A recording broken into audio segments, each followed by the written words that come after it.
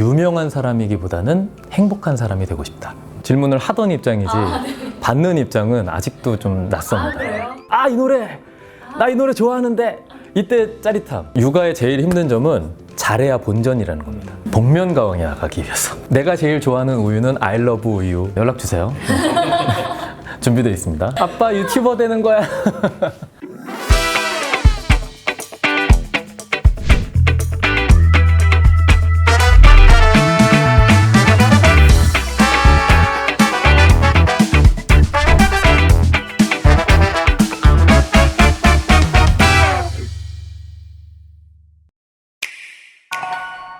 안녕하세요. 저는 15년 동안 다녔던 KBS를 퇴사하고 새로운 세상을 향한 모험을 시작한 뉴미디어 세상에서는 스타킴으로 활동하고 있는 전 KBS 아나운서 김한별입니다. 반갑습니다. 미디어 환경이 변해가고 있고 KBS라는 회사는 전국에서 제일 크고 튼튼한 방송국이죠. 지금도 마찬가지고요. 방송국에 있을 때 그 당시에는 그게 정답이었거든요. 선배들에게 도제식으로 교육받았던 그런 것들이 튼튼하게 지켜주는 갑옷 같은 거였어요. 어느 순간 보니까 더 이상 사람들이 화살로 싸우지 않고 있더라고요. 그러면 이 갑옷의 의미는 뭐지? 한편으로는 저를 좀 옥죄고 있는 그런 느낌이다라는 생각도 들었고, 그러면 이 갑옷을 벗고 새로운 옷을 입어야겠는데, 새로운 공격 무기를 가져야겠는데 라는 생각이 들었는데, 그게 뭐지? 나한테 맞는 건 뭐지? 내가 그러면 어떤 무기를 장착해야 되지? 지금은 맨살인 상태에서 세상과 맞서고 있습니다. 그래서 최근에는 제 나름대로는 공중파스러움을 벗는다! 라는 느낌으로 쇼츠도 찍고 있는데, 그게 일종의 내가 지금까지 당연하다고 느꼈던 게 진짜 당연한 건가? 정답이라고 생각했던 게 정답인가? 에 대한 낯설게 보기인 것 같아요. 그런 연습들을 하고 있는 것 같습니다. 제가 소개할 책은 박사가 사랑한 수식입니다. 책을 읽었을 때 저는 그냥 개인적으로는 드래곤볼에 나오는 시간과 정신의 방이라고 생각을 하거든요. 제가 그 책을 읽고 있는 동안 세상은 변해가도 그걸 느끼지 못할 때가 있잖아요. 책 속에 푹 빠져서. 저는 책에 있다가 나왔을 때 세상은 많이 변한 것 같지 않은데 저는 좀 변해 있는 것 같은 느낌? 그런 시간들이 인생에 굉장히 중요하다는 생각이 들어요. 내가 오롯이 여기에 집중해서 처음부터 끝까지 누군가의 생각을 들여다보고 공감할 수 있는 시간, 그런 시간과 정신의 방 같은 시간은 내 인생에 굉장히 티 안 나게 켜켜이 쌓여가면서 나를 성장시켜주는 원동력인 것 같아요. 독서의 생활화를 말씀을 해주셨는데 저도 진짜 중요하다고 생각하고요. 그러려면 가까이에 있어야 된다고 생각을 하거든요. 그래서 저희 집에도 보면 이제 가까이에 책을 놓을 수 있게, 읽을 수 있게, 손이 닿을 수 있게 여기저기 책을 좀 배치를 해놓은 편이고요. 그래서 아이한테 책은 멀리 있지 않아, 그리고 가까이에 있고 언제든지 네가 가지고 놀 수 있는 장난감이자 도서관은 놀이터야 라는 의식을 심어주고 싶었는데 절반 정도는 성공을 한 것 같아요. 초등학교 1학년인데 바로 옆이 또 도서관이더라고요. 그래서 쉬는 시간마다 책 보고 그런다고 하더라고요. 책 읽는 제 모습이 멋있어요. 그리고 그 모습을 딸한테도 보이고 싶었고, 그렇게 책 읽고 있는 딸의 모습도 너무 보기 좋고, 그리고 온 가족이 이렇게 테이블에 둘러앉아서 책 읽고 있는 모습도 너무 좋고, 그 시간이 행복하고, 일단은 그 모습이나 그 행위 자체를 사랑해야 되는 것 같다라는 생각이 1번이고요. 유튜브를 볼 때는 막 시간 아까워서 빨리 감기도 하고 막 2배속, 1.5배속 볼 수도 있는데, 이걸 책이랑 비교를 해보면 내 생각이 들어갈 시간이 없더라고요. 그냥 그것을 오롯이 빨리 효율적으로 내가 습득만, 그리고 뒤집어 생각하면 습득도 아닌 것 같은데 받아들이기만 할 뿐인데, 진짜 내게 되려면 그 안에 있는 내용들을 내가 스스로 생각하고 정리해야 되는 거잖아요. 책은 여백이 있고 중간중간 멈출 수도 있고 내가 충분히 이걸 내 걸로 만들 시간이 있잖아요. 여유가 있고. 그 쾌감을 좀 누군가는 알아야 되지 않을까. 제가 모든 경험을 할 수는 없으니 깊은 경험을 하신 분들의 결과물을 살짝 엿보는 거죠. 물론 저희가 많이 공부해서 전문가가 되면 너무 좋으나 모든 분야에서 전문가는 될 수 없고 될 필요도 없거든요. 전문가를 모셔놓고 조언을 들으면 되니까. 근데 적절한 질문을 하기 위해서는 저희 역시 어느 정도는 알아야겠죠. 얕고 넓게. 저한테 딱 맞습니다. 그래서 한 권, 두 권 읽다 보니 저한테도 너무나 소중한 자산이자 재료죠. 저는 제가 살기 위해서 한 것 같아요, 육아휴직을.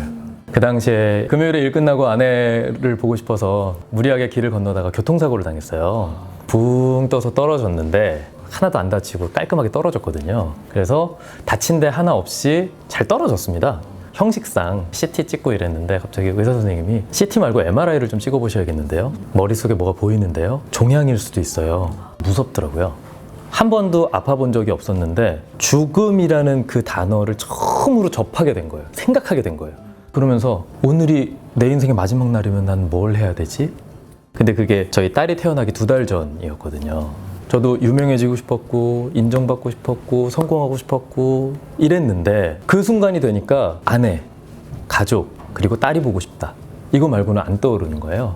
혈관이 막 뭉쳐있는 해면성 혈관종이라고 다행히 큰 문제가 있었던 건 아니었습니다. 바로 퇴원을 했어요. 뇌진탕이어서 2주 입원하라는 걸 저 통원치료 받겠습니다. 그리고 집으로 가서 아내에게 나는 딸이 나오면 육아휴직 할래. 가족과 떨어져 있고 싶지 않아.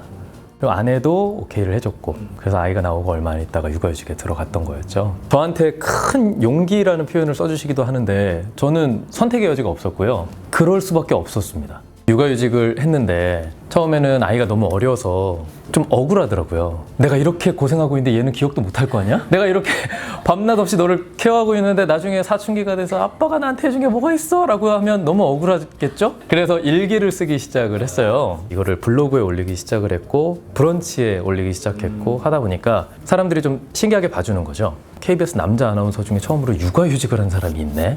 그 당시에는 더 신기했나 보죠. 저는 몰랐는데 갑자기 친구들한테 야, 잘 봤다. 글 포털 메인에 뜨는 거예요. 제 글이. 그것도 놀라운데 KBS 아나운서가 아니라 그냥 윤수리 아빠로 뜨는 거죠. 그리고 육아휴직을 한 남자. 몇 년 동안 방송한 것보다 더 많은 관심을 제 이야기로 받게 된 거죠.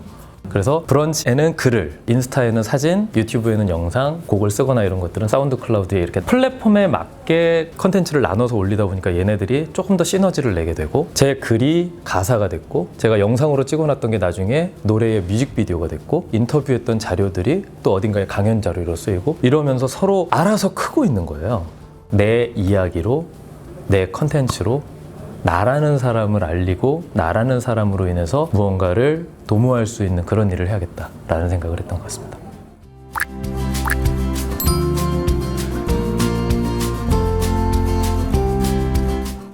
저는 원래는 그냥 방송국에서 일을 하고 싶었어요. TV 보는 게 좋아서 방송국에서 일하면 TV에 나오는 저런 것들을 할 수 있겠네. 그래서 방송국에 입사를 하고 싶었는데 세상에 말을 하고 싶은데 말하는 법을 모르거나 목소리를 내고 싶은데 목소리를 낼 수 없는 사람들이 많구나. 이 사람들의 목소리가 되는 건 어떨까라는 생각이 들면서 처음으로 아나운서를 하고 싶다라는 생각이 그때 들었어요. 15년 동안 아나운서라는 일을 하다 보니 누군가의 목소리가 되는 방법은 꼭 방송국에만 있진 않더라고요. 그래서 저는 또 다른 목소리가 되기 위해서 지금 또 다른 모험을 하고 있는 거죠.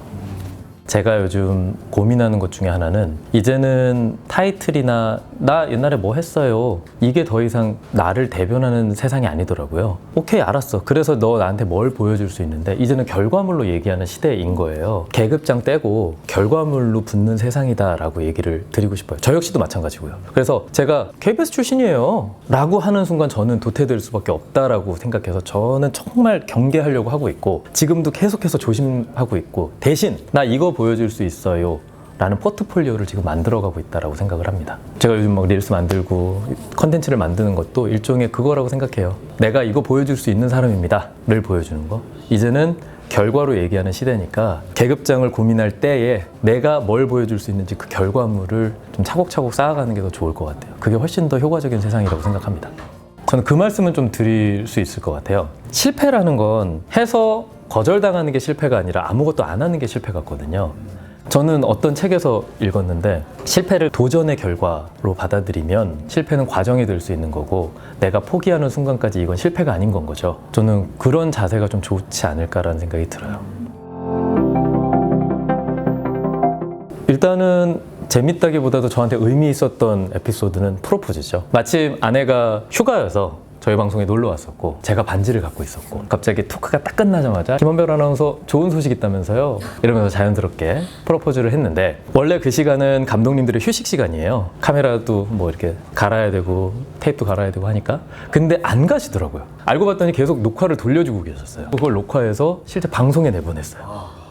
그래가지고 제 프로포즈가 방송에까지 나가고 저는 박제가 된 거죠. 프로포즈에 있어서만큼은 어디 가서도 자신 있게 얘기할 수 있는 까방권이 생긴 거죠.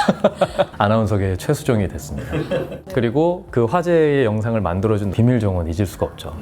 당연한 거라고 생각을 했는데 저의 작은 행동이 굉장히 큰 관심을 좀 불러일으켰었고, 그 당시가 제가 한 11년 차 됐을 때였는데 10년 넘게 받은 관심보다 그 영상 하나에서 받은 관심이 훨씬 컸기 때문에 저는 그때 좀 많은 걸 느꼈어요. 아, 세상이 변했구나. 그리고 우리가 뭔가 컨텐츠를 만드는 데 있어서도 10년 넘게 만들어왔던 이게 그 당시에 정답이었다면 정답이 바뀌어가고 있고 또 정답은 하나가 아닐 수도 있겠구나를 그때 느꼈던 것 같아요. 일단 방송사고가 난 건 엄밀히 말하면 저희 탓이잖아요. 오마이걸 분들은 프로니까 객석이 당황하지 않게 무반주로 노래를 부르고 계셨어요. PD 선배가 계속 한별아 네가 가서 수습해! 라고 하신 거죠. 그래서 들어가는데 분위기가 너무 좋고 팬들도 즐기고 있는데 제가 아무렇게나 수습할 수 없으니 저는 그냥 살랑살랑 좀 춤을 추면서 들어갔던 거였는데 그걸 좀 좋게 봐주셨고, 그리고 그 순간 제일 당황한 사람은 사실은 객석에 계신 관객분들과 오마이걸 가수잖아요. 그래서 객석과 오마이걸한테 양해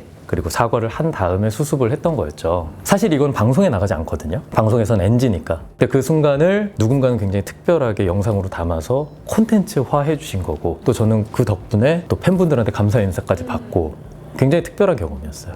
아, 이게 방송이 내가 알던 그 문법과는 전혀 다르게 돌아가고 있구나를 배우게 됐습니다. 오마이걸 제7의 멤버인 줄 말이야.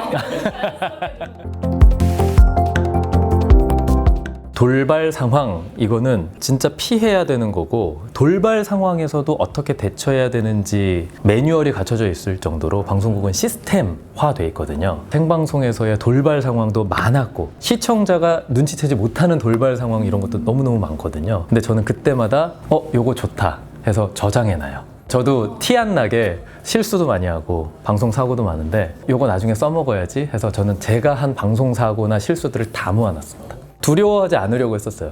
오히려 거기에 막 매몰돼가지고 자괴감 이래버리면 다음 단계로 나가지 못한다라고 생각이 들었었고, 신입사원 연수 받을 때 한석준 선배님이 저희 이런저런 말씀을 해주시는데 제가 그 비슷한 질문을 했었어요. 생방송에서 방송사고 나면 어떡해요? 선배님 생방송 안 떨리세요? 한석준 선배님이 떨리지. 안 떠는 게 프로가 아니야. 떠는데 안 들키는 게 프로야. 이 말씀을 하시더라고요. 그리고 안 떨리면 그때 조심하라고. 그때 사고 난다고. 항상 떨고 있어야 되고 긴장하고 있어야 되는데 두려움이 아니라 설렘으로 바뀔 수 있어야 되고, 설렘으로 바뀌려면 무조건 연습을 많이 해야 돼. 네가 너를 믿어야 두려움이 아니라 설렘으로 바뀔 수 있어. 이 말씀을 딱 하시는데 저는 그게 되게 큰 모토였고, 그러다 보니까 방송사고가 나도 유연하게 대처할 수 있는 거죠. 제가 당황하잖아요. 시청자가 알아차리거든요. 뻔뻔하게. 마치 방송사고가 아닌 양 넘어가야 되고, 그런 분들도 있으세요. 막 방송하다가 실수를 하잖아요. 그러면은 옆에 후배를 봐요. 그럼 얘가 실수한 게 돼. 이런 노하우들도 있어. 또 그걸 아는 후배는 할 수도 있고. 사실은 진짜 많은 방송사고나 이런 것들이 있지만 아주 스무스하게 넘어가고 있습니다.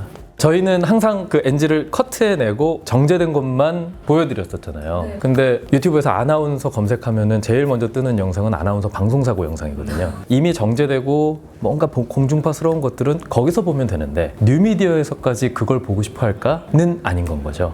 이 사람이 처음에는 좀 부족했지만 성장해 나가는 이 과정에 이입해서 애정을 줄 수도 있는 거고, 성장과 과정과 실패와 이 모든 것들이 컨텐츠가 될 수 있는 세상이니 좀 뒤집어서 생각을 하고 싶다라는 생각이 들었습니다. 근데 그게 참 선이라는 게 중요한 게요. 근데 시청자 댓글에 기자의 인권은 어디 있으며 기자의 위험함은 저건 누가 책임질 거냐? 본인의 삶 자체를 조금은 특별하게 바라봐도 될 것 같다라는 생각이 들고요. 솔직히 특별하고 유명한 사람들은 본인들이 기록을 안 해도 세상이 그들을 기록하잖아요. 심지어 저는 기록을요, 잊기 위해서 합니다. 호기심 혹은 소년미를 잃지 않았으면 좋겠어요.